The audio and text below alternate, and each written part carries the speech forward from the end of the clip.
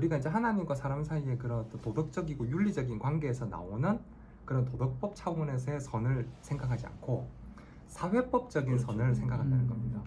네, 그냥 다른 사람 안 훔치고 다른 사람 해코지 안 하고 뭐 사람 뭐 안 죽이고 사기 안 치고. 근데 사기 안 치고 안 훔치고 이러면은 자기는 선하게 살았다고 생각을 하는 거예요. 하나님은 생명과 영광과 선하심과 복되심에서 홀로 충만하다. 네, 우리 신앙 고백에 나와 있는 2장 그죠?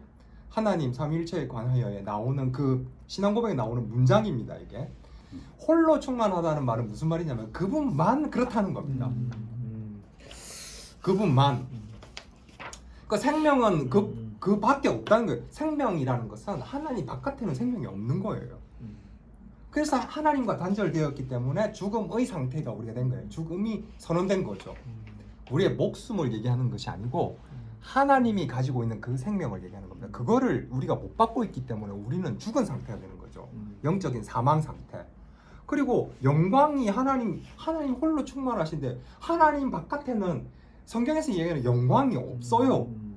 그러니까 좀 표현이 좀 그렇지만 뭐 연예인이건 뭐 학생이건 운동선수건 자기의 성취를 가지고 하나님께 영광을 돌려드린다라고 표현하는 것들이 있는데 아니 그게 뭐 어떤 양선지는 알겠지만 네, 그렇죠. 그러니까 어떤 의도나 어떤 목적인지는 알겠지만 하나님이 그거를 영광으로 받으실까? 하나님께서 직접 들어가서 일하신 게 아니고 그 사람이 뭔가 성취해서 이룬 걸 가지고 하나님 영광을 받으실까? 안 받습니다. 하나님은 그런 거.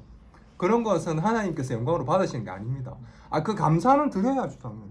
하나님께 감사는 드려야 되지만 하나님께 영광이 되는 건 철저하게 제가 계속 말씀드리지만 하나님이 하시는 겁니다. 그래서 우리가 하나님께 영광을 드리다라는 성경의 헬라어 단어가 반사하다, 반영하다는 겁니다. 그러니까 우리가 만들어서 드리는 게 아니고 하나님께서 빛으로 쏘우신 영광이 나를 통해서 반사돼서 다시 하나님께 가는 겁니다.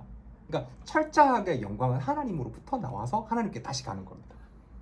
그럼 그런 게 예를 들어 우리 실생활에 어떤 부분들이 있겠습니까? 아까 그 예를 들어서 이제 축구 선수가 하나님 영광을 돌립니다라고 했을 때에 그 연습 과정이라든지 의지적인 측면이라든지 하나님 좀 나한테 힘을 주십시오, 지혜를 주십시오, 기도하면서 그 경기를 준비했다고 칩시다. 그래가지고 정말 이거는 내가 이뤄낸 것이 아니고 정말 하나님의 어떤 도움이 있었던 것 같다. 내가 기도했고 원하고 또 노력하고 내 의지도 들어갔다 아닙니까, 그죠? 그래서 그거 갖다가 끝내는 정말로 이제 감격했어. 이건 내가 할 수 없었는데 정말 하나님 이루신 것 같습니다. 그래서 하나님 영광 돌립니다. 라고 했을 때에 그런 측면에서 본다하면 이것도 영광 하나님 영광 돌린다 해도 말이 좀 맞지는 좀 않을까요? 그냥 뭐 내 단순히 그런 표현도 없이 그냥 막 그냥 막 내 열심히 의지적으로 뭐 하다가 제가 이제 공부를 하면 할수록 계속해서 이제 느껴지는 게 뭐냐면 이거예요. 신학에 있어서 용어의 엄밀함이 굉장히 필요합니다. 용어를 사용함에 있어서 엄밀함. 그러니까 되게 그 단어가 가지고 있는 정확하고도 적확한 표현과 상황에 맞추어서 사실은 단어를 써줘야 된다는 겁니다. 감사를 드립니다. 만약 그러면 그죠. 하나님께 감사를 드립니다. 내를 뭐 이렇게 해가지고 이렇게 하신 하나님께 감사드립니다. 그렇죠. 영광은 하나님께서 하시는 거. 그러면은 집사님 질문하신 거에 대한 답변을 제가 하자면 하나님께서 그럼 우리 실생활 중에서 우리가 하나님께서 영광을 받으실 만한 건 뭐가 있냐? 그래서 핵심 10계명 지키는 겁니다. 그걸 잘 지키는 게 영광을 드리는 거다. 그래서 근데 그걸 실제로 잘 모른다니까. 지금 우리가 뭐 거의 안 하기 살인하지 않는 것만 맞고, 그렇죠. 도둑질하지 않는 거고, 이건 여자 남자 탐 안 하는 거 맞고, 뭐 거의 무식 중에 거의 뭐 나름대로 그래도 지키려고 그 부분은 그 기본적으로 베이스 깔고 들어간다 아닙니까, 그죠? 그렇다고 해서 하나님 영광을 돌린다는데 그건 하나님 사랑, 이웃 사랑. 하나님 사랑, 이웃 사랑. 10계명이 하나님 사랑, 이웃 사랑이잖아요. 네. 10계명이 하나님 사랑, 이웃 사랑이고요. 예수님이 얘기하셨어요. 뭐라고 얘기하셨냐면 나를 사랑하면 내 계명을 지킨다. 내 계명을 지키는 자라야 나를 사랑하는 자다. 이거 예수님이 얘기하신 거거든요. 복음서에 나와요. 그러니까 계명을 지키는 거 하나님을 사랑하는 거예요. 하나님 사랑하는 것이 하나님께 영광을 돌려드리는 거예요. 하나님을 사랑하고 이웃을 사랑하는 것, 그게 10가지 계명을 압축해서 그렇죠. 우리에게 주신 거잖아요. 네 몸과 마음과 뜻을 다하여 너희 하나님 아버지를 사랑하고. 근데 그 사랑을 누가 한다고요? 하나님. 성령 영혼을 하나님, 통해서. 성령 하나님 우리 안에 들어오셔서 우리의 의지를 설득하셔서 음. 우리의 말씀을 통해서 우리의 지적인 측면들을 조명하시고 그 다음에 하나님의 선하심과 거룩하심을 사모하는 마음을 우리가 가지게 하고 그 다음에 그 의로움을 따라서 살고자 하는 의지가 발현됨으로써 우리의 삶 속에서 선한 일이 나옴으로 하나님께서 영광을 받으시는 겁니다. 그래서 요한복음 15장에 포도나무 비유에 농부이신 하나님께서 가지에 맺힌 열매를 영광으로 받으신다라는 표현이 나오는 거예요. 가지는 한 게 아무것도 없어요. 가지는 한 게 뭐냐? 농부가 그 가지를 포도나무에 접붙여 놨는데 그냥 가만히 있었어. 얘는 농부가 포도나무 가지에 접을 붙여 놨어요. 접을 붙여 놓으면 가지는 가만히 있으면 되잖아. 그럼 열매가 맺히는 거잖아요. 그래서 성경에서 계속 얘기하는 거예요. 너희는 가만히 있어 하나님의 일하심을 봐라. 어떤 때는 우리 보고 계속 하라잖아요. 집사님 질문하신 것처럼 두렵고 떨림으로 구원을 이루라. 이건 내가 해야 될 것 같잖아. 어떨 때는 하라고, 또 어떤 때는 너희는 가만히 좀 있어서 하나님의 일하심을 보래. 이게 도대체 무슨 얘기야? 도대체 무슨 얘기냐 하면 하나님이 다 하시겠다는 거예요. 그런데 그럼 나는 아무것도 안 해도 돼요?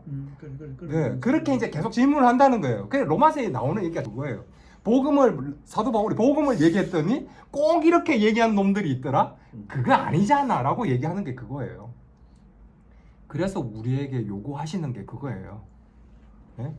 성령께서 우리 안에서 더 충만하게 일하실 수 있도록 너희는 구하고 두드리고 하라는 거죠. 그 뭐 사람들이 자꾸 무슨 사업이 다 잘 될까요? 두드려보고 이 사업이 좀 잘 되게끔 해주세요. 구해보고 뭐 이렇게 생각하는데 아니고요. 성령 하나님의 열심히 나를 통해서 이루어질 수 있게끔 구하고 찾고 두드리라는 겁니다. 그게. 네, 구하고 찾고 두드리는 것은 그걸 구하고 찾고 두드리라는 거예요. 그 다음에 성령의 열매가 우리를 통해서 맺힐 수 있게끔 우리가 노력해야 되는 거. 그래서 계속 말씀드리면 은혜의 외적 반평.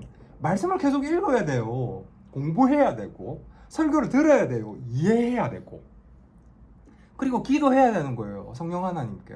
왜? 우리는 지정의가 우리의 타락한 본성에 비추어서 우리의 지정의가 성령 하나님의 도움 없이는 이 말씀도 안 깨달아지고 하나님의 거룩한 의로움을 사모하지도 않고 그러니까 당연히 그의 나라와 그의 의를 구하는 의지적인 발현도 안 돼요.